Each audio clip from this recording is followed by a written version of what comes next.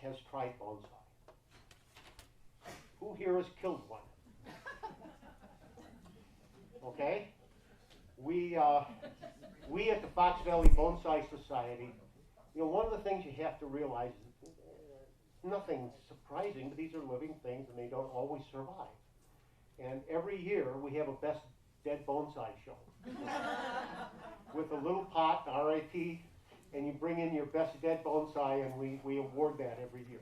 It happens to all of us, but we've all persevered, okay? I want to point out the gentleman with the camera is Tom Wenzel. He is our current president, and if you go up and look at that display upstairs, he did that beautiful carving. It's absolutely amazing. Okay.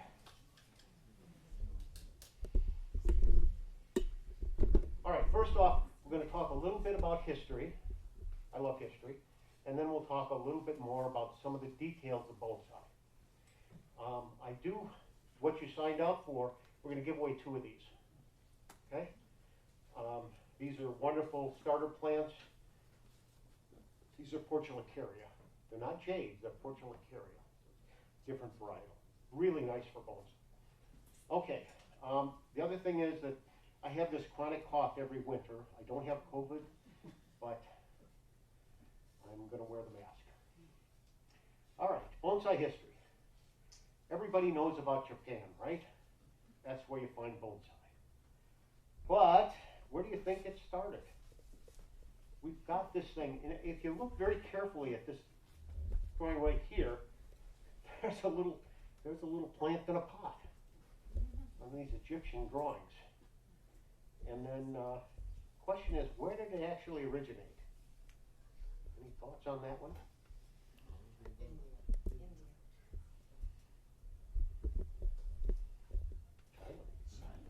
As far as we know, the earliest descriptions of what we would consider trees in pots, debate about whether you'd actually call them bonsai, is in China, in the Han Dynasty. Han is the green. Okay? And supposedly, of course, when you're the emperor, you can get anything you want done. Supposedly, he had a huge garden with trees and everything, so he didn't have to visit his empire. He could just walk out of the balcony. Okay? This they found in 1972 in this tomb.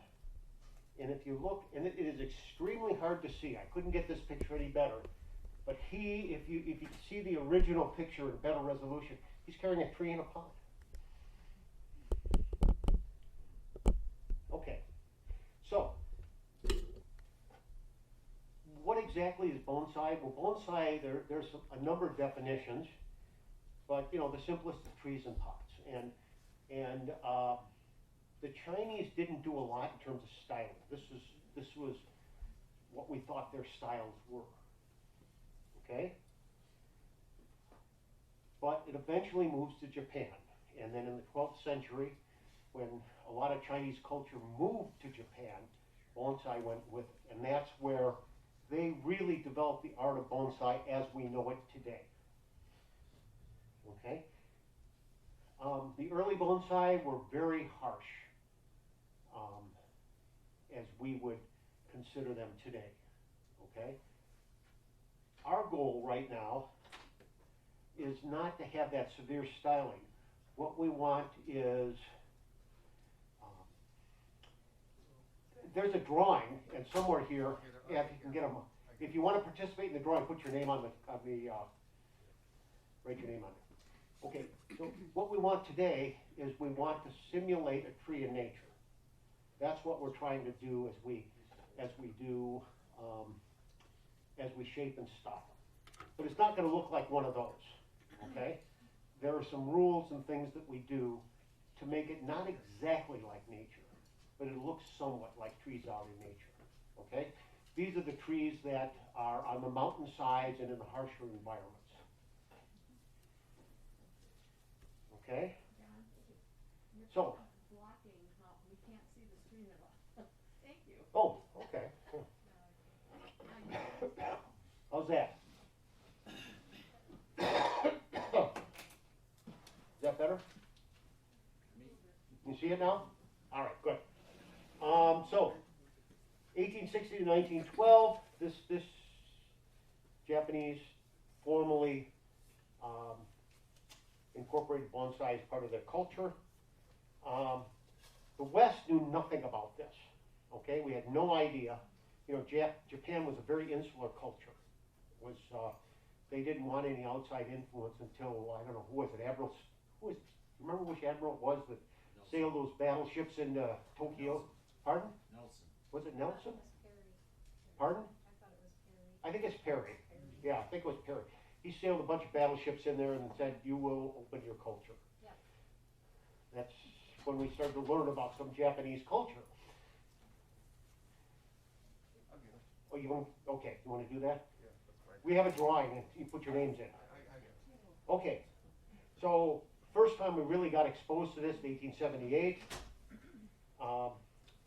1893, the Chicago World's Exposition, they actually brought trees over here to the U.S. And then in 1902, we did actually get a book on bonsai. It's not very popular, but they're around. 1910, the British government actually gets a collection of these.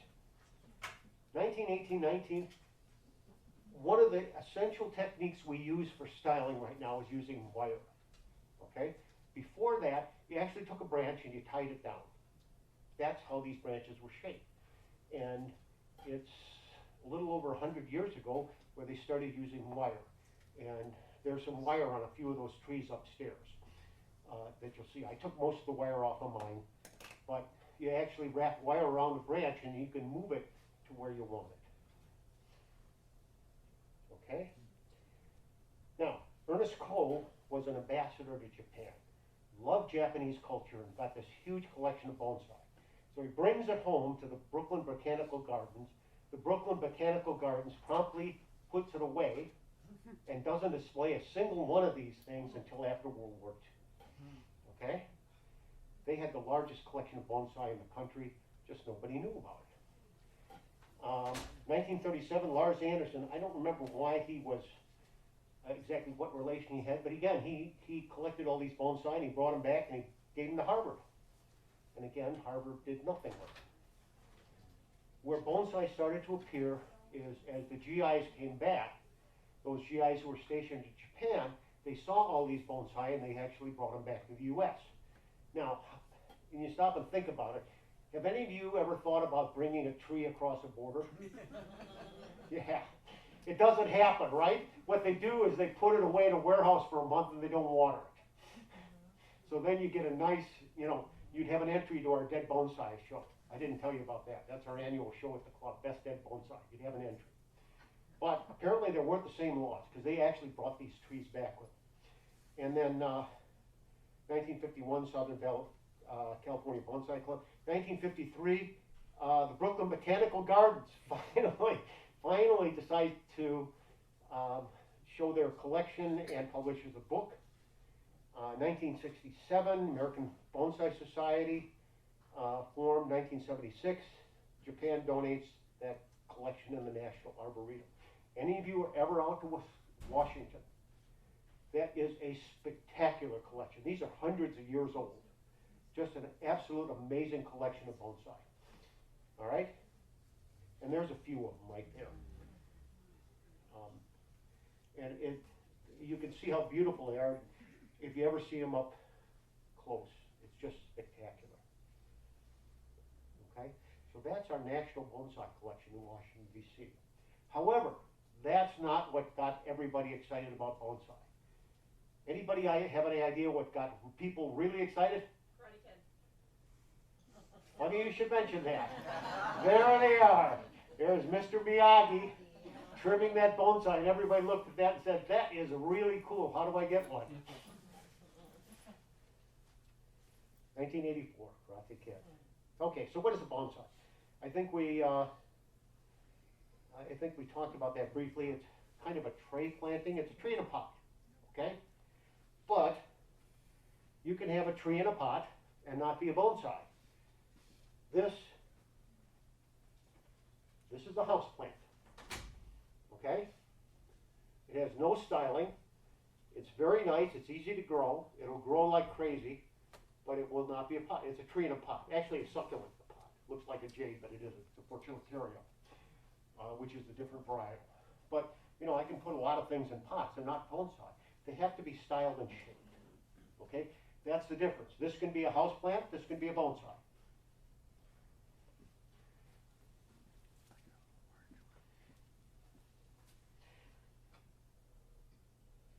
Okay, and that's just a kind of an idea. If you look at that, you can try to create in a pot what a tree looks like in nature. Okay, so what can be a bonsai? Most things can be bonsai. Usually what we're looking for is something which has a woody trunk. So jades are okay. These have a woodier trunk, even though they're still a succulent. Things that have big leaves, like oaks, you don't see oak bonsai very often. I saw a description of somebody that had somewhere they found an oak with a small leaf. But most of the time, oak leaves are this big. You don't see oak bonsai. But you see a lot of junipers and pines because they have the very fine needles. And like these Portulateria, a lot of tropicals, which you'll see upstairs, like the ficus. Ficus are probably the most common tropical because they're very easy, hardy to grow, and tons of varieties of them. There's that's a juniper. That is a Japanese maple in bloom. I dream about having one of those. We actually can do little groves. Sometimes if you have a lot of these, you can make them into a grove. That's what I do. I have so many of these, I actually made a grove, something like that. I didn't know what to do with them all, so I put them all in a pot. And I have a nice little grove. And of course, the easy to care for ones. You can have one of those. Those are a lot less work. Okay, so let's talk a little bit. Those of you who have had problems with bonsai, it's always interesting. I would say about 10 years ago, we had a fellow that brought his little juniper into the club, and he said it's not growing. And we all stood around and looked at it and said, yep, it's not growing, it's dead. It's dead. Okay? There are two types of bonsai, and this is really important because this is what happens a lot of times to people who have bonsai that die. They go out, they get this nice little juniper, and nobody tells them that this is an outdoor bonsai. Okay, what's an outdoor bonsai? Outdoor bonsai for us is a variety of tree, usually a native tree that will survive a Wisconsin winter. Okay, that's an outdoor. But why is it outdoor? If you do not leave it outside and let it freeze and go dormant, it'll die, just like this guy's little juniper. I mean, that's just the way it is. So all of our outdoors are all in either an unheated garage right now or in what we call a cold frame. It's just some kind of box with a covering on it. And they'll stay there until about April, when we'll uncover them, and then they'll go out sometime in May. Okay? Those are all the pines and junipers and all the other varietals, Pyracantha, there's just tons of these things, and it's just amazing. The unfortunate part about Rooms of Blooms is that it's in March, because if we did it 4 months later, you'll see all of these. And in fact, I think we are going to be in Art in the Park in Appleton this year. So if you go to Art in the Park, you'll see the Fox Valley Bonsai Society. You'll see all of these other outdoors. We'll have them there. All right? But right now, the indoors are all tropical. They won't survive a Wisconsin winter. So they're all indoors under grow lights. And our whole goal is to keep them alive. Okay? And we don't worry about prospering over the winter. We just want to keep them alive. And then they go out about May 1st or thereabouts, when we're sure they're not going to freeze overnight. And these things just go crazy. As soon as they're outside, they just start to grow like crazy. So, unfortunately, we have a very short growing season here. Although it's getting longer with climate change. We used to be zone 6. You know, they put the zones 1 being the hottest, and I don't know if it goes up to 7, 8. Tom, do you remember how high that zone thing goes? I think it goes up to 300 or something. Yeah, I mean, if you're sitting in the Arctic, you're probably at 10. We used to be a zone 6, we're now a zone 5. And we used to, be a zone 4, now we're a zone 5. yeah. We went up a zone, No, The higher the zone. we went down a the higher zone. the number, the warmer it the is. warmer it is. Oh, it's higher than warmer. Okay, I'm sorry, I didn't know that. I thought it was the other way around. All right, well, always education going on. Okay, so we actually got zoned warmer. And it used to be roughly May 1st, the tropicals went out, October 1st they came in, and it's getting later and later in October when we're bringing them in. Let's see. Okay, so that's indoor and outdoor.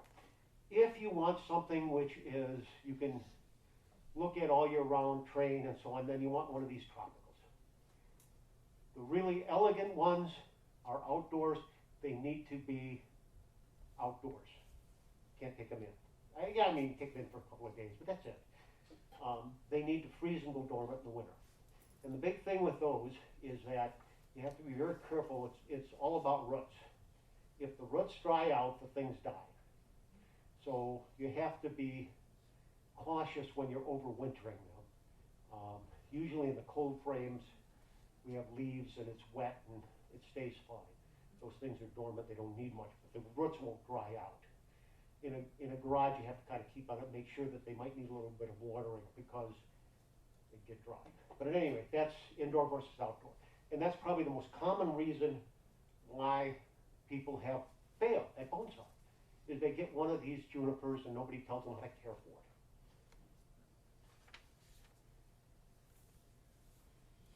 Okay.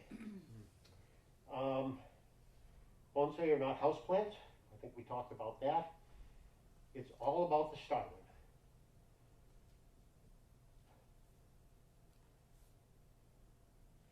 Okay, watering. Yeah, that reminds me of the guy that brought in the dead tree.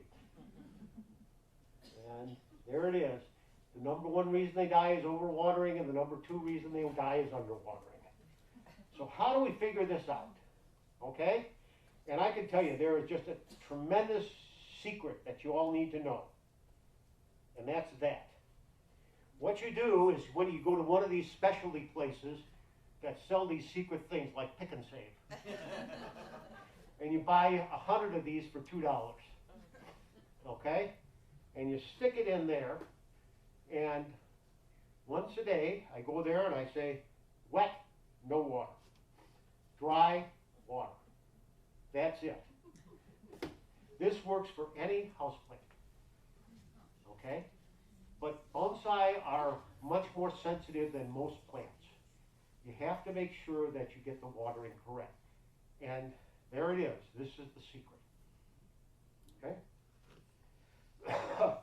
Those of you who want to test this, this is really wet. Brian, you want to pass that around? You can see how wet this is. I watered it this morning. Okay? You touch the other end, it's dry. Yes, ma'am? I don't mean to ask a naive question, but what is that stick? What is that? That's a bamboo skewer. Yeah. Shish kebab. Got it. Kebab, yeah. I mean, they're, yeah, you can find them anywhere. Okay. Okay? Most houseplants aren't that sensitive to it because they're, they tolerate wet and dry a little better than bonsai. Okay.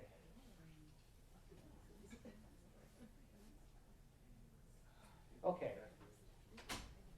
Pots. The other difference between bonsai and houseplants are pots. Okay? Most houseplants you'll see are just in a pot. There's no hole in the bottom. These are bonsai pots right here. Notice the drainage holes. The other way we prevent overwatering is you have a pot which has a hole in the bottom. Okay? That bonsai has to drain. And what all of this stuff is, see these wires down here? Because there's a hole in the bottom, we buy this stuff. This you buy at Hobby Lobby. They use it for something. I'm not a hobbyist, so I don't know what you use it for. But we just cut a little square, cover the hole, put a little piece of wire there to hold it in place, and that stops the soil from falling out of the bottom. The other piece of wire here that you're seeing is a longer piece of wire that we use to hold the bonsai in the pot. These things are all top heavy. So, you know, when you put it in the pot, the roots haven't spread out to hold it there. They will eventually. So you put a piece of wire in there to hold it so it doesn't fall over on you. Okay? So these holes are very essential.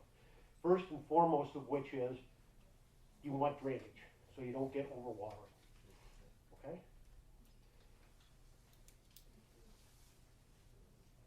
And bonsai pots, you know, they'll come in all kinds of shapes, sizes, colors, you know, depending on the size of the tree. Yes, ma'am? Sometimes you get a bonsai and how can you get a stick through that cemented stone? Funny you should mention that. We'll come to that in just a second, because we're going to talk about soil. Okay? Thank you. Your pay packet will be outside afterwards. You're asking all the right questions. Okay, first and foremost of which is no potting soil. The big difference between bonsai and houseplants is you need a granular soil. There has to be room for these roots to grow, and it has to be drainage. Yuck. And we got a lot of drainage in that. Okay? So you don't use potting mix. What you use is a combination. Well, you know, if you ask 100 bonsai people what soil they use, you get 100 answers. Okay? Yeah, you've experienced that. You're shaking your head. Yeah. And you read 100 books and they'll all recommend something. And a lot of what they're recommending is so obscure you have no idea if it's found anywhere on this planet. So the simplest one is turfus. Okay? Turfus is what they put on baseball diamonds on the lines. Okay? It's a fine granular clay that they mine in Louisiana. All right? The other thing we use that's commonly used is akadama, which is kind of a volcanic stuff that is from Japan. And again, it is very granular and holds water well. And I have this is it right here. This is bonsai soil. Some people add some volcanic, pumice, thank you, or something called chicken grit, or they'll add a few organics. It just purely depends. I tend to just use this. I don't care whether there are any organics in there because I'm going to fertilize. If you put organics in there for fertilization mostly, sometimes it holds water. But you'll notice these little bags here. Okay, this is slow release fertilizer. We put it in these mini organza bags. You stick it on there, and you water right over the top of it. You see this? That little thing there. And the reason why we do this is because when you go upstairs, you aren't going to see any of these bags on there. What you do is when you're going to show them, you take them all off and you set them aside. And then when they go back home, the bags go back on. All right? I've had some weird experiences with this slow release fertilizer where if I just spread it out, it molds. But it never molds in this bag. So I don't know why that is. But at any rate, that's what these things are. This is how you fertilize them. And it's a continuous fertilizer? Every time you water it. So do you feed trees? Anybody want to answer that? That's a trick question. Anybody want to answer that? Do you feed trees? What's fertilizer? That's one way to do it. That's the natural way. About breaking down of the leaves and things. Pardon? The mulch, the breaking down of the leaves, does that help? That's one of the things that in nature is very important. Yeah. The question is, am I feeding this tree? With that, yeah. No. Trees feed themselves. That's what photosynthesis is. These leaves will take sunlight, carbon dioxide and turn it into oxygen. They feed themselves. What is this stuff? This is all the trace elements. Potassium, sodium, nitrogen, iron. That's the stuff that when things break down in nature, it leaches into the soil and the roots take it. So we don't need to feed the trees, but because there's no organics in here, I have to fertilize it because it doesn't have those trace elements that it needs to grow. Is there a certain ratio that you do for the size of the tree? Yeah, 1 bag. Regardless. This is just slow release stuff. Doesn't matter. Tree doesn't take it up, it goes out the bottom of the pot. The problem with, we used to use, you'll see stories about fish emulsion and this and that. The problem with that is what you pour it on, the next time you water it's gone. Okay? Now, you can use Miracle-Gro. Miracle-Gro works just fine. But once you put those little beads on, they're hard to get off. So that's why we use this. Because we're very proud of our trees. We want to show them periodically, and it's easier to get this off. Plus, these things, when it breaks down, looks kind of ugly. So that's the deal with soil. It has to be loose. It has to be granular. Those roots have to have room to move. It has to drain well. Okay? And then we're just testing the watering with those sticks. And as you look up there, and if you'll touch the soil on some of those trees upstairs, you'll see the granular soil. Yes, ma'am? I might have missed it, but what kind of fertilizer do you use? It doesn't matter. But I mean, does it have Miracle-Gro works just fine. Okay, you just put it in the bag. You can try putting it in the bag. Those little things, I don't know how well they dissolve. This stuff I buy from a bonsai company because it's supposed to last 3 to 4 months, and it's easier to deal with. But I'm not going to tell you that's better than Miracle-Gro. As far as I know, it isn't. I mean, nitrogen's nitrogen, potassium's potassium. As long as it's released regularly, that's all I care about. Okay, here you are. This is the other thing that you see. And you see that plant right there? I started chipping away that stuff on the top. The first thing you do, if you ever get one of these, is you get rid of that stuff. What they do is they glue all these pebbles together on the top so they don't have to water it as often during shipping. What does that do? Overwatering. Or underwatering. You have no idea what's underneath. The first thing you have to do is you have to get rid of that stuff. And this one, in fact, they had 2 pots. They didn't even bother to transplant it. They stuck one pot inside of another. There they are. That's after all that stuff is removed. Okay? Hopefully, if you buy from one of these professional places, you'll see this periodically. Usually when I see that, I walk the other way. They don't know what they're doing. Most of the time we're buying from nurseries. That's where we get most of our stock, the outside. And then there are a couple of major bonsai, well, there's a lot of major bonsai nurseries, but the biggest one is called Brussels, and that's in Olive Branch, Mississippi. And we have a gentleman that goes down there every year and brings us tropicals back. Okay, and then it's underwatering or overwatering, I don't know which. Okay, so what makes a bonsai? Now here's all the secret tips. There's a lot of details, but if you know a couple of things, all of this will make sense to you. Okay? All right, so what draws your eye in each picture? No wrong answers here. Just what I do is I always call on the people in the back. So you 6 people in the back row, 7 people in the back row, be prepared to answer if nobody gets their hand up. Shape, Pardon? shape, Very good. But specifically, what kind of draws your eye? Yes, ma'am. Balance. Good. We'll talk about that. But I'm talking about specific. I don't want you to interpret now, The because that's interpreting. I want you to tell me what you see. Branches. The contrast between the trunk. I'm sorry, I got 2 people. What do you say? The contrast between the trunk and the foliage. Yeah, kind of. The negative space. Pardon? The negative space where the openings are. Yeah. The trunk. Look at the trunks. Every one of you are looking at this trunk.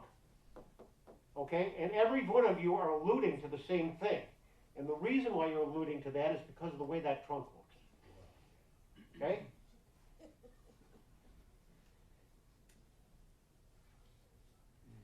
This is a very bold statement. But what we're looking at is triangles, triangles, triangles. If you understand triangles, you understand bonsai styling. Okay? When you're looking at the trunk, you need to have that triangular shape, which you saw in the previous pictures. Okay? If you don't have a triangular shape, or it starts out narrow and gets thicker, those are useless as bonsai. Okay? That's called reverse curvature, or reverse growth. We don't want that. We want triangles. When you go to a nursery and you see some guy, he's got his finger in the pot and he's digging around, that's the bonsai guy. Because what we're looking for is we want to see that trunk. And most of the time when you're buying from a nursery, they put so much stuff in there that you can't tell where the trunk gets down to the roots. And if you dig around in there a little bit, you find a beautifully shaped trunk. And once you get one of these, this less so, because this isn't upright, but once you get one of these, you've got a really good potential for bonsai. You can't fix that. You can do lots of things up here, but you can't fix a bad trunk. So, once you got the trunk, the triangle shape, now you're going to look at the branches. Okay? And look at those branches. And you can start to see the triangles.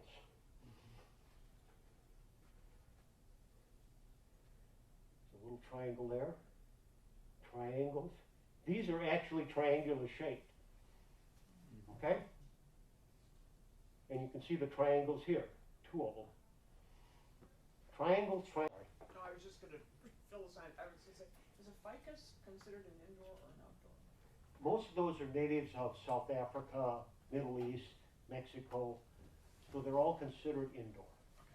You might, I don't know. Do you know if there's an outdoor ficus, Tom? You can put an indoor, outdoor. Yeah, Pardon? You can put an indoor, outdoors, but not for very long. Okay. Yeah, I mean, But I've don't kept- like to be moved. well, that's another interesting subject. We'll talk about that. But most of these ficus are native to places where it doesn't freeze at night. Occasionally, you'll let them get down to being in the 30s. They're okay with that for a short period of time. But if you let them freeze, they won't make it. No. I have 3 or 4 of them, and I bring them out in May, Yep. take them in October, put them in my greenhouse. They do great. Oh, you're making me jealous. I've mentioned the word greenhouse a few times to my wife and got the dead stare. I have a plant room where I have it's all LED grow lights now. We used to use those fluorescent, now it's all LED. So that's all I've got. But yeah, that's what you do. As far as I know, and you can't quote me on this because somebody's going to find one, but most ficus will not survive a Wisconsin winter. They all have to come in. Okay, so triangles, triangles, triangles. The other 2 points, and there's more than this, but I want to point out 2 other really key points. We hate things that point down. Okay? And if you look at those branches, there's nothing on the bottom. Every one of those branches, it's all cut off. Okay? Now, upstairs, we left a few downward pointing branches just in case somebody wanted to see me cut one. But in general, nothing on the bottom of the branch. All right? The other thing you want to avoid is 2 branches that come out on the same side. Asymmetry is one of the key parts of bonsai. Even in a formal upright like this, you'll see the alternating branches. There's nothing coming out on the same side. Okay? So those are the basics of bonsai styling. Now there's a lot of details after that that are small to really turn a good bonsai into a great bonsai. But if you get this much, you can make a bonsai.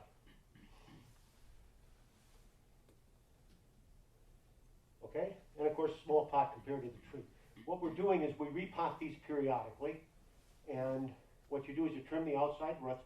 We had a great discussion about that with this gentleman over here. I'm sorry, I didn't get your name. Mike and I were talking about that just before. What you're doing is when you repot, and you know, there's a couple ways to tell when to repot. Simplest way is when the roots are coming out the bottom. That's usually a pretty good signal. The other way is that after it's been in the pot for a year or two, you can actually start to lift it out. And if you lift it out and everything comes out with it, that's repotting. One of my former partners, I gave one of these for them to try, and I put it in this little pot. And she said, "Well, you know, is it time to repot?" And I pulled it out. There was nothing but ruts there. So yes, it was time to repot. The other thing that happens with repotting, I don't have time here. I don't know how we do it. 11:38. 11:38. Okay, good. My watch died. Yes, sir. When you repot, do you move it into a larger pot? That depends on what you're trying to achieve. If you want this to get bigger, you'll move it into a larger pot. If you want to keep it in the same size, you're going to trim the roots and put it back in the same pot. So most of those upstairs are not going to go to a bigger pot. They're going to stay exactly where they are. Now these, if you want to get one the size of mine upstairs, you're going to move that to a bigger pot. Because you want those roots to grow and you want that thing to grow. Thank you. Okay. Once you start trimming those outside roots, and I'm talking about just the outside roots, because one of the dangers of this is if you, we used to when we repotted, we've washed all the soil out of the roots and raked them out, and then put new soil in, and they drop dead. Don't do that.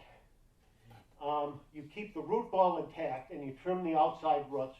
You can trim them, you know, maybe a third or even more, because that central root ball is intact. And they've got enough roots to survive. Yeah, you were going to say something. The one thing I don't hear you talking about is lighting. Oh, okay. We'll talk about that in just a second. I've had good success in taking all of the soil off. All I can say is that I've had very bad success. So, go for it. I had you know what a Ficus is? Yeah. I had this most gorgeous Ficus, and I just, I've had 2 weeks four. after I did that, it was dead. I've had 4 and they all died on me. I've got one right now that I've got. It's really nice. I had it here 2 years ago. I decided not to bring it this time. But I've not done anything like that again to that. Those things are touchy to begin with. Oh, yes. These things here, you can do all kinds of terrible things to them and nothing happens. So it depends on the tree. But in general, what I advise is you just trim the roots on the outside, trim the roots on the bottom. It's interesting. I pulled out one of my ficus, and there was actually a hole underneath it. These roots had actually formed like a reverse bird's nest. So, you know, I had to clean all of that out, cut some of the roots when laid in the pot flat. But yeah, that's how you keep it in a small pot. And then, like my hibiscus, the other thing that happens with these is in some varietals, and hibiscus is one of them, as the roots grow and they hit the edge of the pot, the leaves get smaller. So, you know, hibiscus start out with these big leaves. Well, as it stays in the pot, you trim those off and the new leaves get smaller and smaller, which is what we want. You know, you don't want real big leaves. Okay? Lighting, on indoors, what we try to do, it's all LED lights now. We don't use the old grow lights anymore. You can buy these LED shop lights, and they're just fine. The big thing is, we have one of our members who's actually a physicist, and he keeps reminding us that the amount of light is inverse to the distance. So the further the light is away from the tree, the less light it gets. So there are all kinds of tricks you can do. You can do reflective surfaces behind. You can get lights that, you know, try to group the trees by sizes so the lights are right above the trees. That's the best. Usually I shoot for about 12 hours. I think Tom You said you go about 14 hours? Yes, You go about 14 hours, but at least 12 hours. These are tropical, that's what they're used to. So, you know, I bought several shop lights from Northern Tool, $20. Beautiful, big things. And that's what I use. Works great. I just leave mine in a west window. I don't use any kind of extra. Windows are fine. The only thing you have to make sure of is it's not next to a heating bed. Okay, so it'll dry out, and you don't get one side that's cold and one side that's warm. Okay? Other than that, see, the only thing that's going to happen then is that because it's getting a shorter and shorter light, they get leggy. Okay? And it depends on the variety. Now these things, if they get leggy, you just whack them back. This is what I recommend for every beginner because they're so easy to take care of. They grow so fast, it's almost impossible to make a mistake because it'll keep growing. But other things like I have a nice pomegranate, and if I don't keep that under a grow light, it'll get really leggy. It's just long, thin branches. So that's why we tend to use that rather than just natural light. But doesn't matter. As long as you keep them alive until they get out in the summer. That's the big thing. Okay, what other questions? I have a mugu pine, and I'm trying to get the needles smaller. How do I do that? Keep it in the same pot and try not to repot it too often. Okay, it's been in the same pot for 3 years, but it's still, the needles. Well, the old needles need to fall off, and the new needles hopefully will get smaller. Although I'm not sure. Tom, do you know if mugu pines ever get smaller needles? I wasn't aware of that. no, I think you have to, just trim them. Just have to cut them back? Yeah. You can trim the individual needles, I believe. Tom, by the way, is he's our president. He's also a master gardener, so he's an authority. And as far as I know, that's they aren't like hibiscus. You trim it back, will they still get round the ends? I don't think so. Give it a try. Yeah, I mean, with mugu pines, who cares? Those needles all look about the same. So if you give them a little haircut, Well, I just have seen some where the needles are much smaller. are you sure those are mugos? Yeah. Or maybe it's a variety. Because the mugos I've seen, they all have the big long needles. As opposed to something like Japanese white pines or Japanese black pines where they'll have smaller needles. I'm just wondering whether it's truly a mugo or maybe a special variety. Okay, what other questions? Yes, ma'am. The hibiscus, can you trim it any time of the year or? Well, when you say trim, you mean Shape. shape? Oh, yeah. It The doesn't- nice part about tropicals is that it doesn't matter. Okay, there are on your outdoor ones. Usually we try to do that in the spring when it's just starting to grow. So whatever trimming you do, it'll recover very quickly. But tropicals are great. You can do anything you want any time of the year, including repotting. Is it possible to be too severe of a cut? Yeah. Is- If it dies on you, then it's too severe. I wanna preempt that. How do I do that? All right. I will tell you that someone back there, gentleman in the back. I'm sorry, I didn't catch your name. Yeah, you. Me? Yeah, Stan, Dan. What Dan was talking about, Stanley. Stanley. I'm sorry. Your secret bonsai name is Dan. Did I tell you that? Okay, Stanley. What Stanley was talking about was some of these ficus, and it's really interesting. If you move, they don't like to be moved, okay? And all of a sudden they will go dormant on you, and they will lose all their leaves. Now, one of the ladies in the club thought I was a bonsai god because she had one of those bonsai with like mine upstairs with a big white trunk, big thick thing. All the leaves fell off, and she said it's dead. I said, well, I don't know. Do y'all know how to tell whether one's dead or not? You take your thumb and you scrape the trunk. And if there's green underneath, it's alive. So I scraped the trunk, the thing's alive. So I kept it kept it watered. About 4 or 5 months later, all of a sudden, it grew again. I gave it back to her, and she thought it was something I did. And the only thing I did was not throw it away. I Yeah. had the same problem on a plant. All the leaves dropped off in the fall. Yeah. It's tropical. I brought it into the greenhouse for about 6 months and it started to leaf out. Mm-hmm.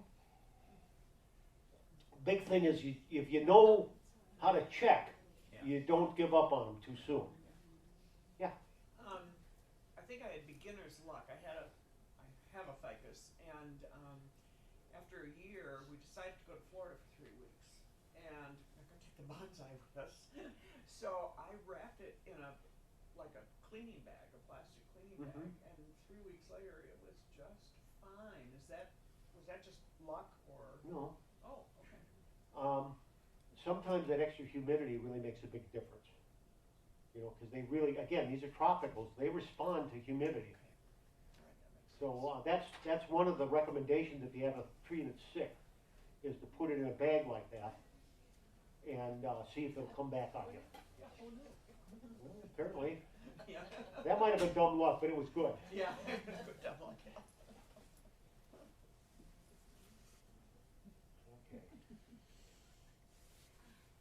Well, come on. There we go. Okay. These are when you start to get into details. These are all the various standard shapes of bonsai. And once you get past the initial ones, you know about the triangles, nothing on the bottom, no branches coming out on the same side.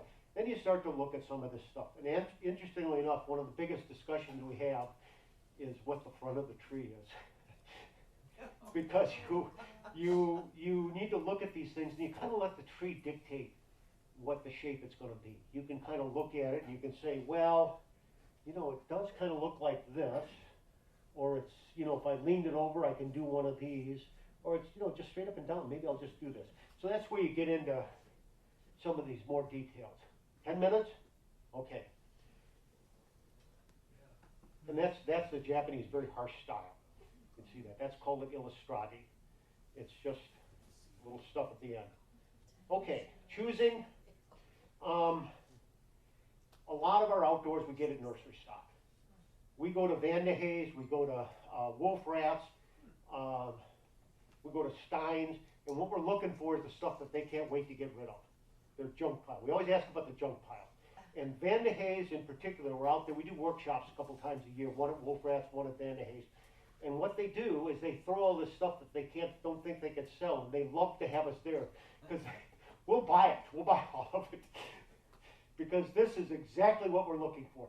It's these beautifully shaped trunks, okay? And after that, you can work with the top. The other thing is cuttings. These are all cuttings. I do a lot of cuttings, sometimes successfully, sometimes not. Some things I've just never been able to get a good cutting off of. But that's another way to do it.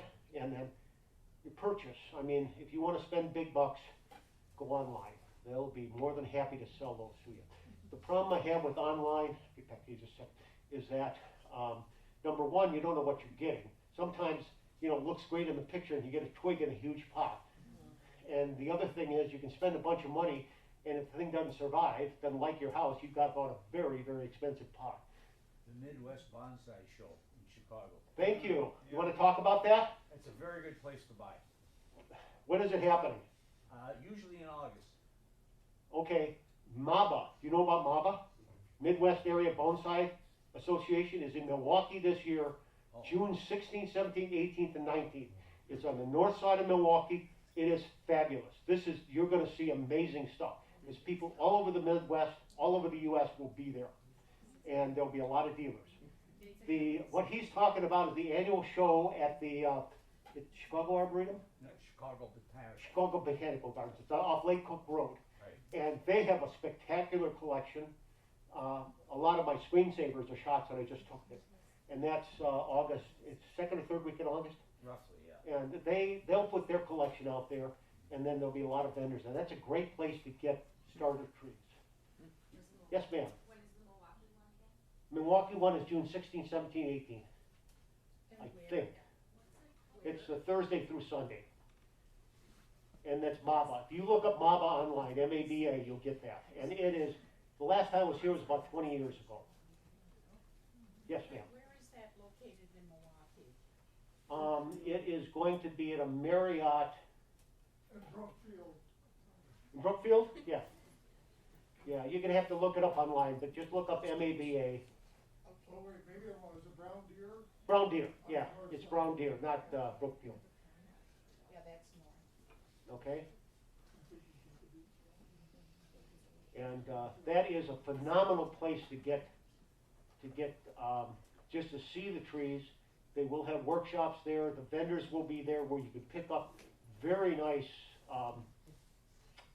starter bonsai. Okay, of course you can grow things from seeds if you're really patient. Yes? What is the oldest known bonsai? That can't answer Repeat the that. question. All I know is I've seen these things hundreds of years old, 200-300 years old in Japan. But you know, like everything else, it can get the death signal. So I don't know. Good question. Yes, ma'am. No, I was gonna say, could you just repeat the question, cause we Oh, all. you couldn't hear the question? What's the oldest known bonsai? I have no idea. Very old, I'm sure. The ones in Chicago, some of them are over 100 years old. Yeah. Yeah. They are, it is a spectacular collection, isn't it? And they only put out part of it each year. They've got more. But some of them stay out all the time. The outdoor ones are out right now. They're outdoor and they can keep them outdoors. Yeah, they got a nice Japanese garden there too. Where is this? This is the Chicago Northbrook. Botanic Garden. Chicago Botanic Garden. You take 41 straight south to 94th Lake Cook Road. Okay? And you just go toward the lake, go east, and you'll run across it. Okay, pruning and wiring. I won't spend a whole lot of time on this, but if you have a decent trunk, you can shape the top. Okay? And, you know, a lot of those things, we took most of the wire off of them. If we're not showing the trees, we'll leave the wire on. The thing with wire is that you have to watch it because the tree continues to grow, and it will actually grow around that wire, and you'll have wire marks on it. So you have to keep an eye on the wire. But usually about 6 to 8 weeks, and the branch will keep the shape that you want it, depending on what it is. If you're doing pines and junipers, they leave them on for a year because they're so slow growing. But you have to watch it. But wiring is our main technique to get something like this. Okay? And all those branches move to where they are. And again, if you look at it, triangles, triangles, triangles, triangles, triangles, nothing on the bottom, no branches coming off from the same side. It's a basic bonsai.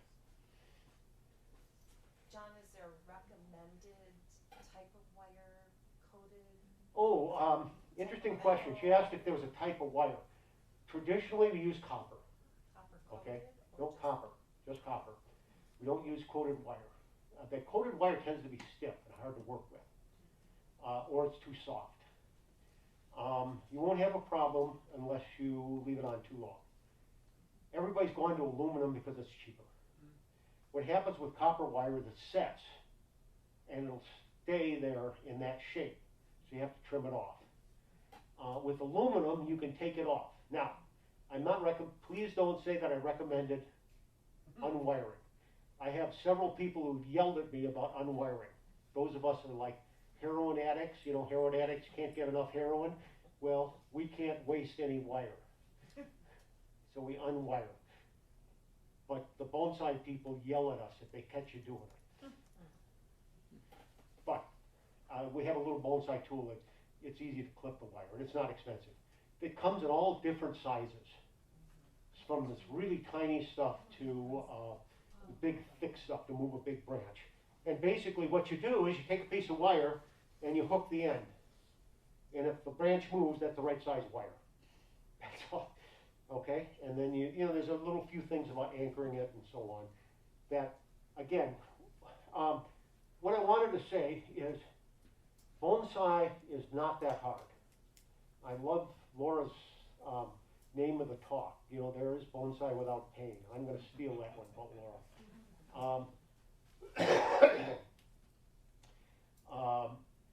But there's a learning curve on all of this stuff. And like I said in the beginning, I've done bonsai for 40 years, but I haven't done it well for